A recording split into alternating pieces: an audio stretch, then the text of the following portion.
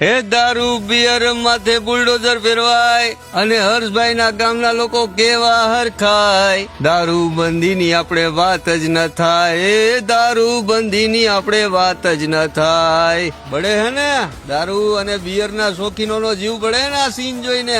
પણ ભાઈ આ તો સુરત છે, સુરત આપણા ગૃહમંત્રી હર્ષભાઈ નું હોમ ટાઉન, અને ત્યાં આવી રીતે દારૂ ને બિયર પકડાણા હોય તો બુલડોઝર જ ફરે ને. પણ સવાલ એ થાય કે આ સુરતમાં આટલો બધો દારૂ ને બિયર આવ્યો ક્યાંથી? સુરતના ઝોન 3 હેઠળ આવતા તમામ પોલીસ મથકોમાં જપ્ત કરાયેલા દારૂના બિયરના જથ્થાનો આવી રીતે ખુલ્લેઆમ નાશ કરી દેવાયો. મહિધરપુરા, ચોક બજાર ને લાલગેટ ને કતારગામ ને સિંગણપુર પોલીસ મથકમાં જેટલો દારૂ પકડાયો હતો ને એ બધી દારૂની બોટલો ને બિયરના ટીન ને આવી રીતે રસ્તે સુડાવી અને ત્યારબાદ આવી રીતે જેસીબી ફેરવી દેવામાં આવ્યું. અને ત્યારબાદ દારૂ અને બિયરની જે રીતે નદીઓ વહી ને એ જોઈને કહેવાય કે ઓ ભાઈ દારૂ બંધી તો આપણા ગુજરાતની હો. અને આ બધો માલ કુલ 95 કેસ હેઠળ જપ્ત કરાયો હતો. અને દારૂ અને બિયરની મળીને કુલ બોટલ હતી 11,218, એટલે કે 19 થી 20 લાખ રૂપિયાનો આ માલ હતો, જેના પર પોલીસ આવી રીતે જેસીબી ફેરવીને ખતમ કરી નાખ્યો છે. એટલે સુરતમાં જે લોકોએ આ સીનને નજરે જોયો ને એનો જીવ તો ઘણોય બળ્યો, પણ તેઓ પાસે તો ન જઈ શકે ને,